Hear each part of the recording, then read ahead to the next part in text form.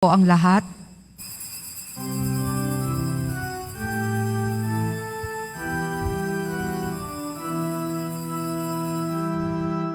Ako'y kaawaan, o mahal kong Diyos, sang-ayon sa iyong kagandahang loob.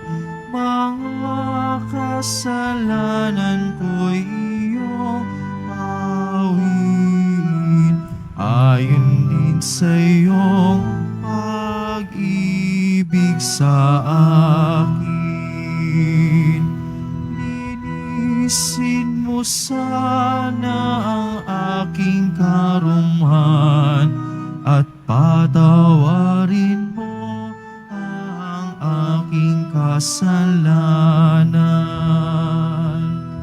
Ako'y kaawaan, o mahal kong Diyos, sang-ayon sa iyong kagandahang loob.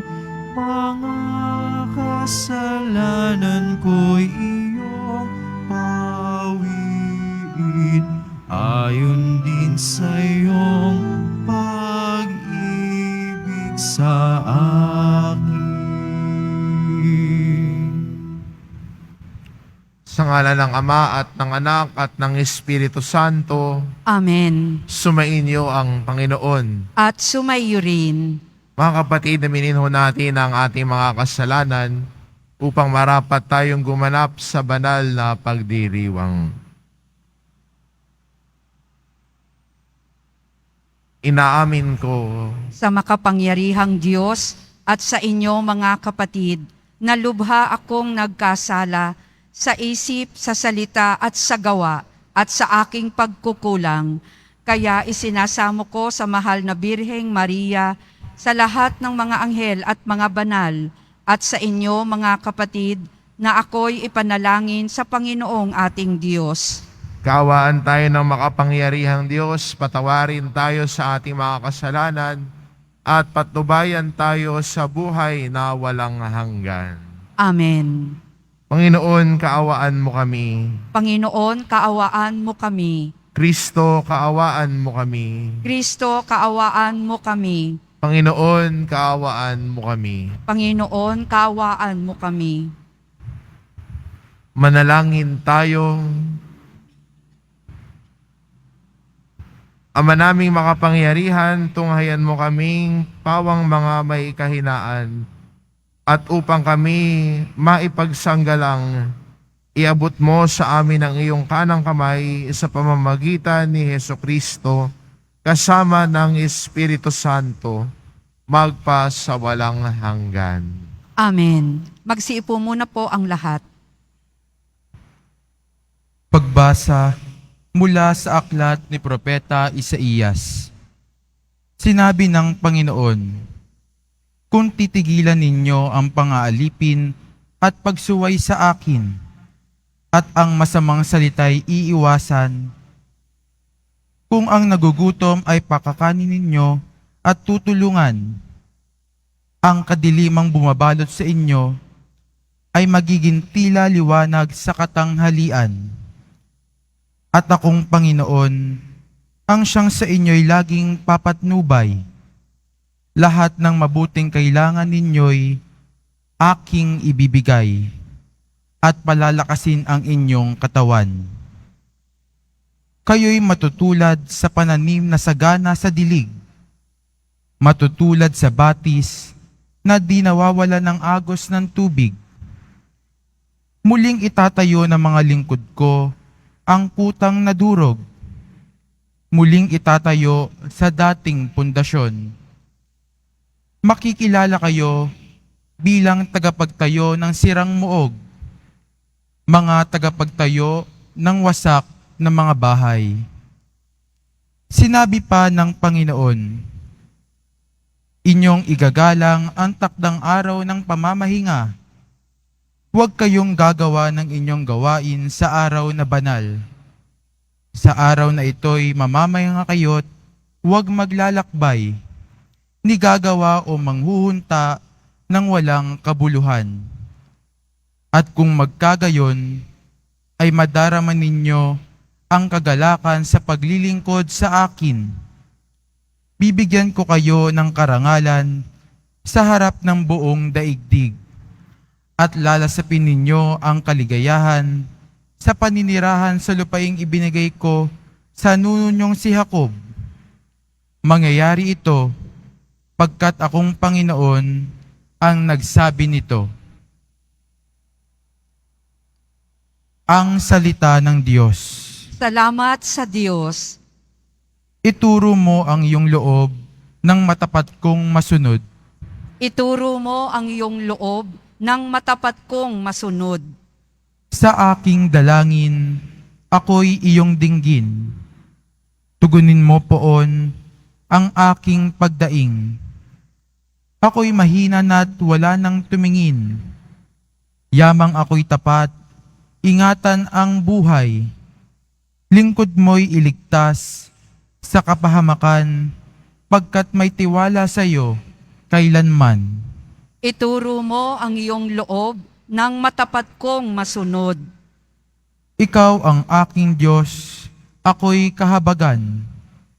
Sa buong maghapoy, siya'y tinatawagan. Poon ang lingkod mo'y dulutan ng galak, sapagkat sa iyo ako tumatawag. Ituro mo ang iyong loob ng matapat kong masunod. Mapagpatawad ka at napakabuti sa dumadalangin at sa nagsisisi. Ang iyong pag-ibig ay mananatili. Pakinggan mo poon ang aking dalangin. Tulungan mo ako, ako'y iyong dinggin. Ituro mo ang iyong loob ng matapat kong masunod. Magsitayo na po ang lahat.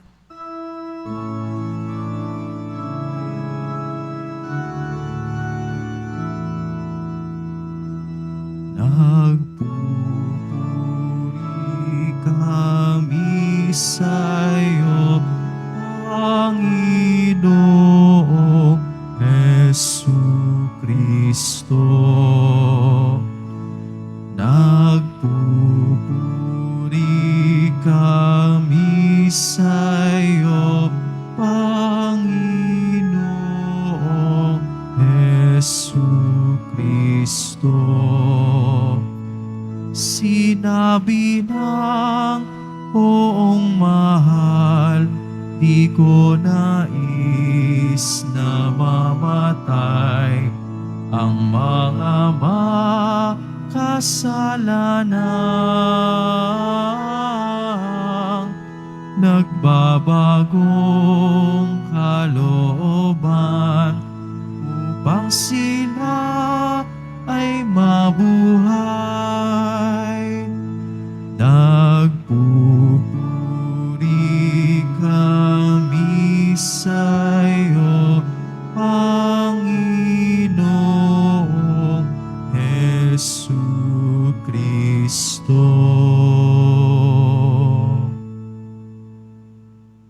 Sumainyo ang Panginoon. At sumayo rin. Ang mabuting balita ng Panginoon ayon kay San Lucas. Papuri sa iyo, Panginoon. Nung panahong iyon, nakita ni Jesus ang isang publikano na nagngangalang Levi. Nakaupo sa paningilan ng buwis. Sinabi sa kanya ni Jesus, "Sumunod ka sa akin." Tumindig si Levi, iniwan ang lahat at sumunod kay Jesus. Si Jesus ay hinandugan ni Levi ng isang malaking piging sa kanyang bahay. Nakasalo niya roon ang mga publikano at iba pang mga tao. Nagbulong-bulungan ang mga pariseo at ang kanilang mga kasamang eskriba. Sinabi nila sa mga alagad ni Jesus, "Bakit kayo kumakain at umiinom nakasalo ng mga publikano at mga makasalanan?" Sinagot siya ni Jesus, "Hindi nangangailangan na manggagamot ang walang sakit, kundi ang may sakit. Naparito ako hindi upang tawagin ang mga matuwid, kundi ang mga makasalanan upang magsisi." ang mabuting balita ng Panginoon. Pinupuri ka namin, Panginoong Heso Kristo. Magsiupo muna po ang lahat.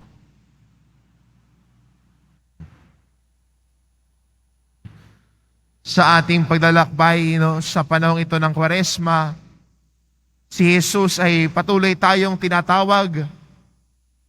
Tinatawag tayo para sumunod sa Kanya, tularan ang Kanyang halimbawa. At ang taong sumusunod kay Jesus ay nagsisisi sa Kanyang kasalanan at tinatalikuran ang dati niyang nakagawian at tumatahak sa bagong landas na inalalatag sa Kanya ng Panginoon. Sa atin pong Ebanghelyo, narinig natin ang kwento ng pagtawag ni Jesus kay Levi, o mas kilala sa pangalang Mateo.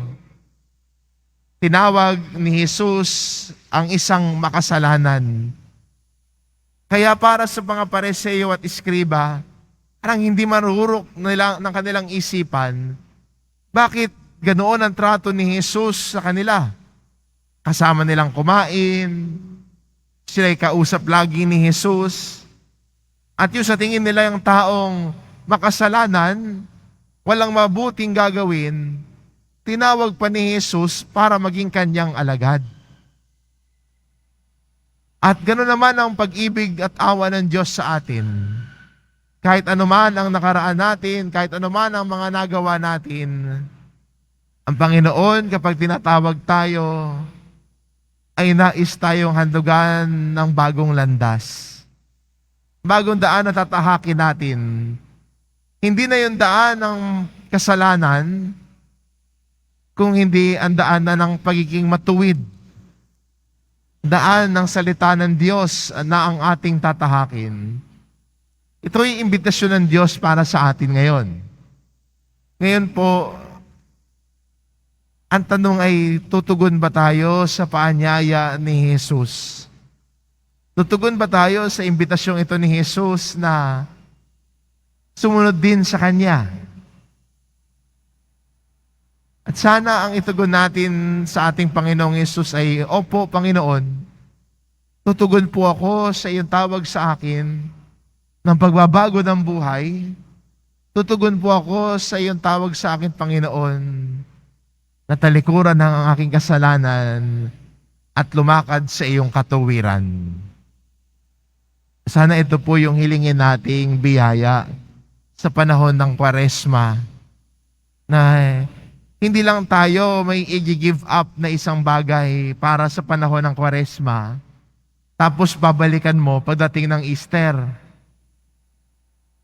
Maganda rin po na sa panahong ito ng Kwaresma, when we give up something, we really give it up. Kunyari, i-give up mo yung panchichismis. I-give up mo yung paninira ng kapwa. Give up mo yung pananakit sa iyong asawa o anak. I-give up mo yung pagnanakaw. I-give up mo yung pandaraya. Ito po sana yung magandang i-give up. Ito yung magandang talikuran sa ating paglalakbay sa panahong ito ng Kwaresma.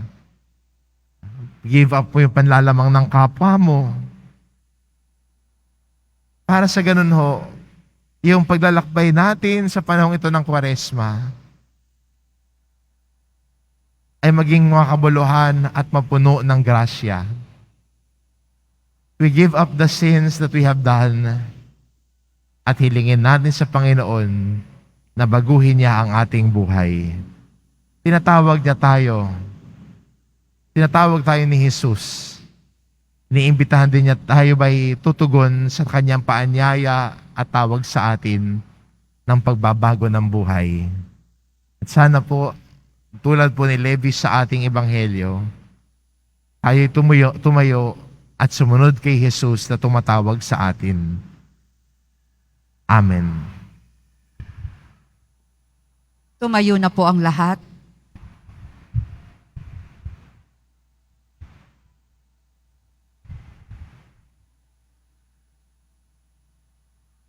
Minamahal ko mga kapatid, dumating si Kristo upang iligtas ang mga makasalanan. Buong kababaang loob sa pagtugon sa kanyang tawag, ilapit natin sa Ama ang ating mga panalangin. Ang ating itugon, banal na tagapagpagaling, gawin mo kaming buo. Banal na tagapagpagaling, gawin mo kaming buo. Ang simbahan naway maituring bilang isang tahanan na nagpapagaling para sa mga mahihina at makasalanan. Manalangin tayo. Banal na tagapagpagaling, gawin mo kaming buo. Sa tulong ng mahal na Birheng Maria, naway mamayani ang kapayapaan sa bawat bansa, sa buong mundo, sa pamamagitan ng habag na ipinakikita nila sa isa't isa. Manalangin tayo. Banal na tagapagpagaling, gawin mo kaming buo. Sa ating bansa, naway maghari ang pagkakaisa, bunga ng paggalang ng mga mamayan sa isa't isa. Manalangin tayo. Banal na tagapagpagaling, gawin mo kaming buo. Sa lugar ng ating hanap buhay at maging sa ating mga pamilya, naway hindi tayo manguna sa pamimintas sa ating mga kasama. Manalangin tayo. Banal na tagapagpagaling, gawin mo kaming buo. Ang mga namayapa na ay makaranas nawa ng mapaglintas na kapangyarihan ng Diyos. Manalangin tayo. Banal na tagapagpagaling, gawin mo kaming buo. Ama, sa panahong ito ng Kwaresma, bagamat hangad naming maging matuwid, nawa ay adyaan mo kami sa pagiging labis na mapagmatuwid. Sa pagnanais naming magkamit mula sa tagapagligtas, ang kanyang walang hanggang awa, maibahagi nawa namin ang kanyang pagpapala sa pamamagitan ng aming pagpapatawad sa aming kapwa, lalo't higit sa kami ay nagkasala. Hinihiling namin ito sa pamamagitan ni Kristo na aming Panginoon. Amen. Magsiupo muna po ang lahat.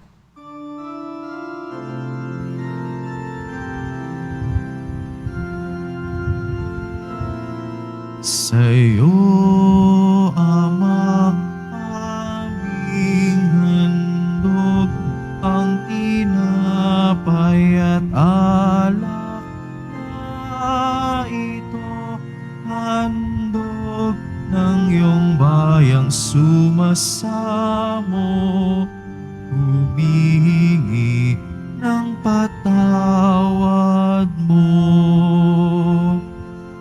Sa pagsunod sa utos mo, nalulugod akong labis, di masukat ang galak ko, pagkat aking iniibig.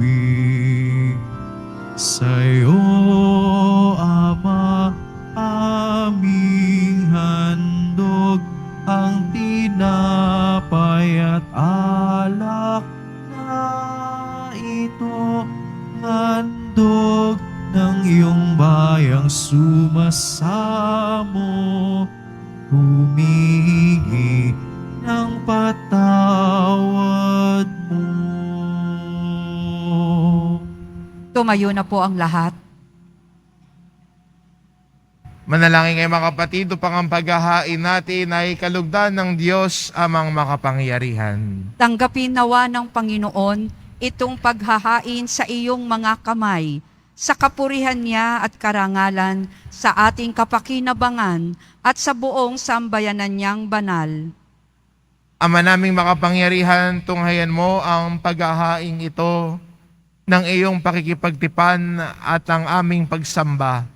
Maganap na nawa ito sa ikapagpapatawad ng mga kasalanan at sa ikapagpapahayag ng aming utang na loob sa iyong pagmamahal sa pamamagitan ni Hesukristo kasama ng Espiritu Santo, magpa sa walang hanggan. Amen. Sumainyo ang Panginoon.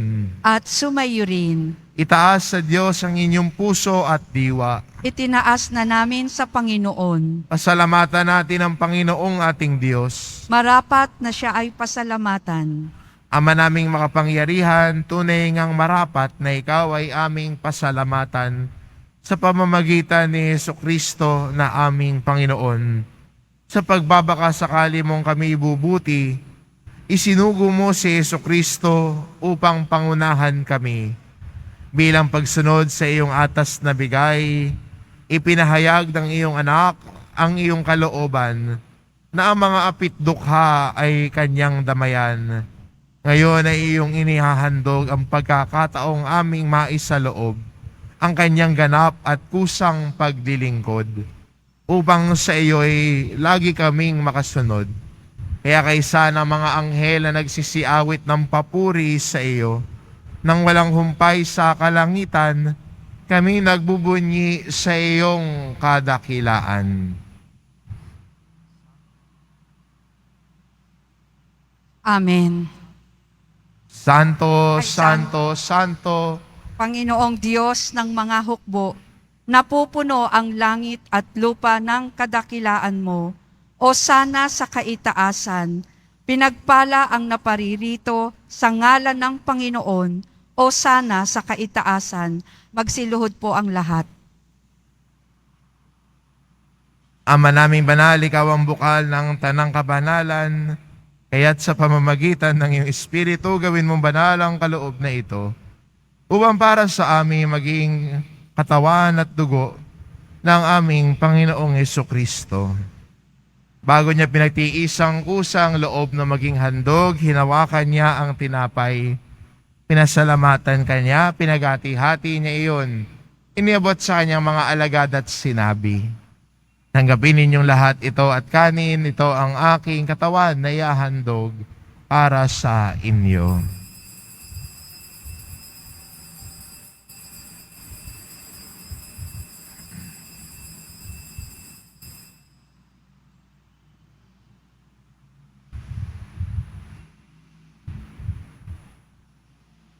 Kaya hindi naman na matapos ang hapunan, hinawakan niya ang kalis. Muli kanyang pinasalamatan. Iniabot niya ang kalis sa kanyang mga alagad at sinabi, tanggapin ninyong lahat ito at inumin. Ito ang kalis ng aking dugo ng bago at walang hanggang tipan. Ang aking dugo na ibubuhos para sa inyo at para sa lahat, sa kapagpapatawad ng mga kasalanan. Gawin ninyo ito sa pag-alala sa akin.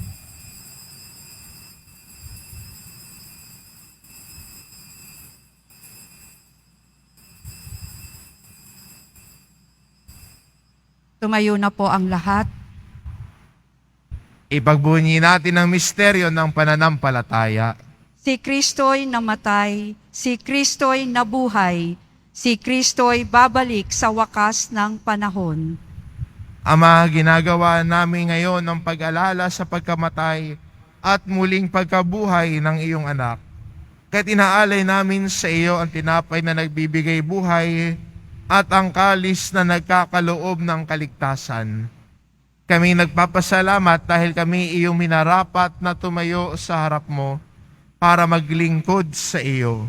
Isinasamo namin kaming magsasalo-salo sa katawan at dugo ni Kristo ay mabuklod sa pagkakaisa sa pamamagitan ng Espiritu Santo. Ama, lingapin mo ang iyong simbahang laganap sa buong daigdig.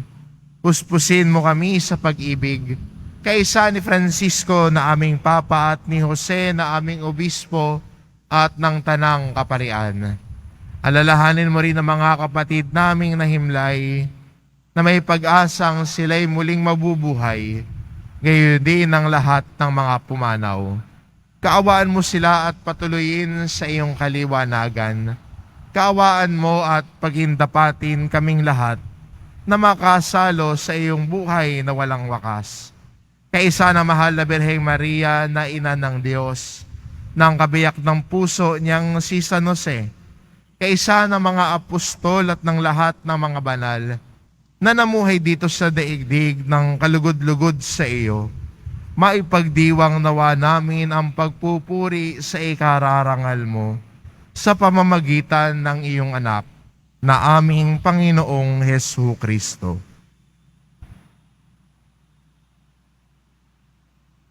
Sa pamamagitan ni Kristo kasama niya at sa Kanya, ang lahat ng parangal at papuri ay sa iyo, Diyos amang makapangyarihan, kasama ng Espiritu Santo, magpa sa walang hanggan. Amen. Sa tagubilin ng mga nakagagaling na utos at turo ni Jesus na Panginoon natin at Diyos, ipahayag natin ng lakas loob. Ama namin, sumasalangit ka, sambahin ang ngalan mo, mapasa amin ang kaharian mo, sundin ang loob mo dito sa lupa para nang sa langit. Bigyan mo kami ngayon ng aming kakanin sa araw-araw at patawarin mo kami sa aming mga sala para nang pagpapatawad namin sa nagkakasala sa amin. At huwag mo kaming ipahintulot sa tukso at iadya mo kami sa lahat ng masama. Hinihiling namin kami adya sa lahat ng masama pagkalooban ng kapayapaan araw-araw, iligtas sa kasalanan at ilayo sa lahat ng kapahamakan. Samantalang aming pinananabikan ang dakilang araw ng pagpapahayag ng tagapagligtas naming si Hesu Kristo. Sapagkat iyo ang kaharian at ang kapangyarihan at ang kapurihan magpakailanman. Amen. Panginoong Jesucristo, sinabi mo sa iyong mga apostol, kapayapaan ang iniiwan ko sa inyo, ang aking kapayapaan ang ibinibigay ko sa inyo. Tunghayan mo ang aming pananampalataya at huwag ang aming pagkakasala. Pagkalooban mo kami ng kapayapaan at pagkakaisa, ayon sa iyong kalooban, kasama ng Espiritu Santo, magpasa walang hanggan. Amen. Ang kapayapaan ng Panginoon ay laging sumainyo. At sumayo rin. Magbigayan kayo ng kapayapaan sa isa't isa.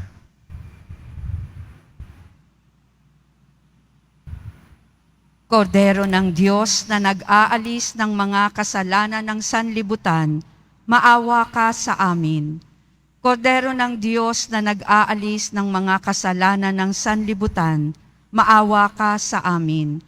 Kordero ng Diyos na nag-aalis ng mga kasalanan ng sanlibutan, ipagkaloob mo sa amin ang kapayapaan. Lumuhod po ang lahat.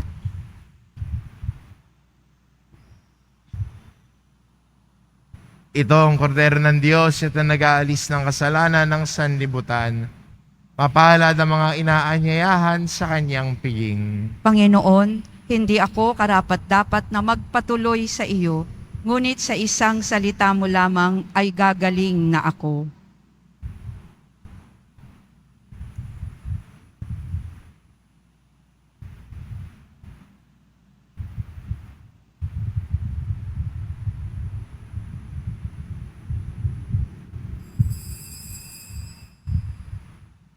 Para sa lahat ng tatanggap ng banal na komunyon, sasagot po tayo ng amen pagkasabi ng pari o ng lay minister ng katawan ni Kristo at isubo agad sa bibig bago umalis sa harapan ng pari o lay minister. Sumunod po tayo. Maraming salamat po.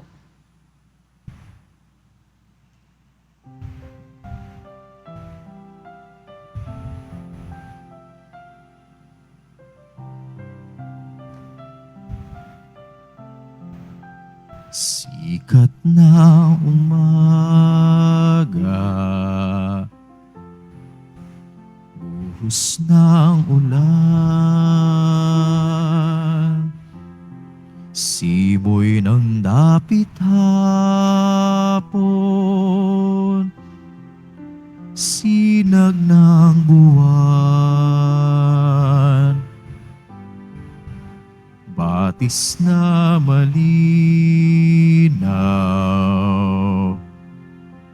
dagat na bughaw, gayon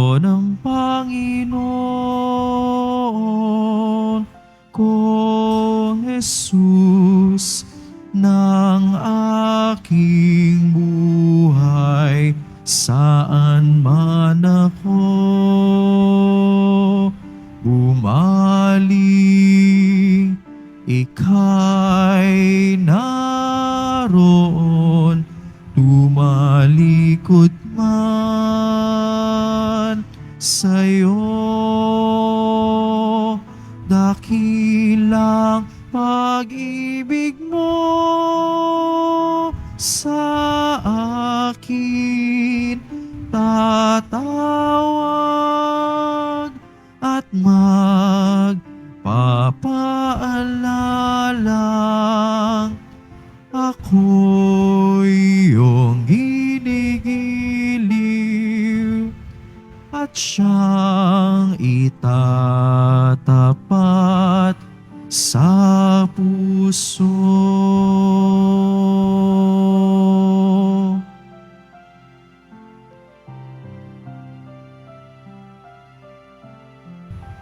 Tinig ng kaibigan, o yayi ng ina, pangarap ng ulila, bisig ng dukha,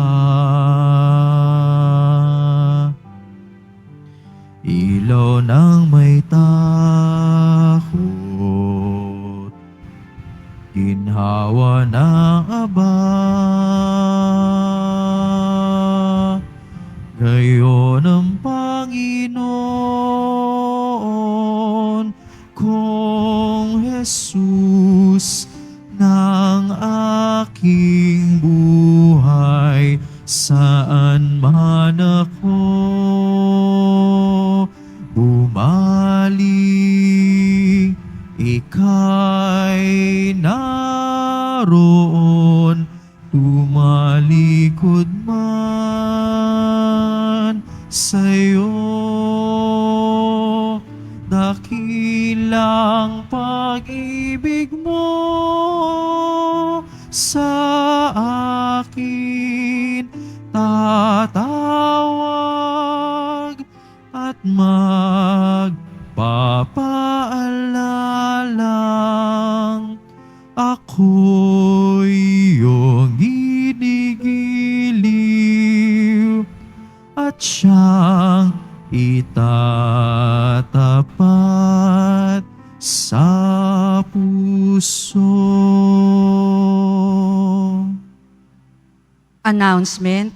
Ang lahat po ay inaanyayahan, lalo na po ang ating mga ministry, mandated organization, HDN, at iba pang grupo o samahan ng ating simbahan sa ating ikalawang Lenten Recollection sa darating na February 20, 2024, Martes, sa ganap na ikapito ng gabi, dito po sa ating simbahan.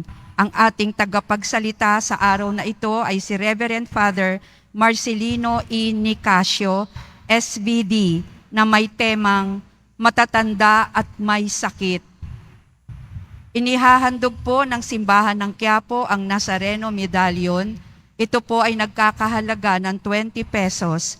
Mabibili pa rin po ang ating opisyal na imahe ng Jesus Nazareno. Ang large size ay nagkakahalaga ng 2,500 pesos, ang medium size ay 1,000 pesos, at ang small size ay 600 pesos. Ang mga ito po ay mabibili lamang sa ating Parish Finance Office. Ang malilikom po na pondo ay gagamitin sa pagsasaayos ng ating Adoration Chapel at Baptistry. Ang oras ng Finance Office ay ang mga sumusunod. Kapag Lunes hanggang Huwebes at Sabado, 8 a.m. to 5 p.m. Kapag Biyernes at Linggo, 7 a.m. to 6:45 p.m.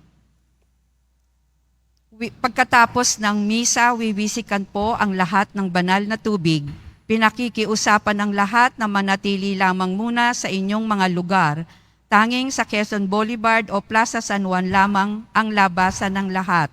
Sumunod po tayo. Maraming salamat po sa inyong pagdalaw at pagsisimba sa Basilica Menor at Pambansang Dambana ni Jesus Nazareno. Tumayo na po ang lahat. Manalangin tayo. Ama naming mapagmahal, kaming pinapagsalo mo sa banal na piging, ay makapakinabang nawa sa buhay mong bigay sa amin. At maitaguyod nawa kami nito hanggang aming sapitin ang iyong maligayang piling sa pamamagitan ni Hesukristo, kasama ng Espiritu Santo, magpasawalang hanggan. Amen. Sumainyo ang Panginoon.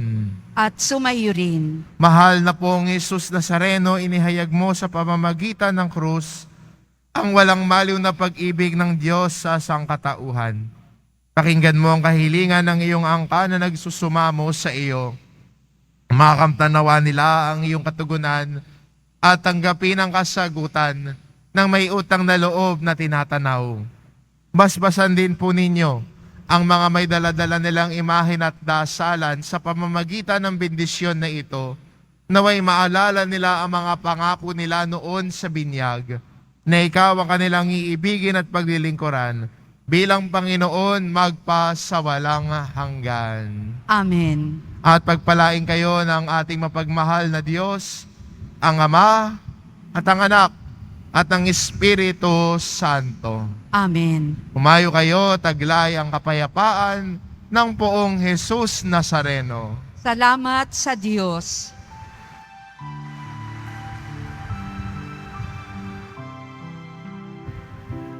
Nuestro Padre Jesus Nazareno, sinasamba ka namin,